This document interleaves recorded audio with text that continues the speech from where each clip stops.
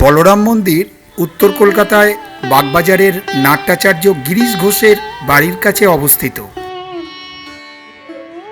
এইটি রামকৃষ্ণদেবের গৃহশিষ্য বলরাম বসুর বাড়ি। আনুমানিক 1774 সালে বাড়িটি নির্মিত হয়। শ্রী রামকৃষ্ণদেব ও শ্রী সারদা মায়ের পদধূলি পড়েছিল এই বাড়িতে।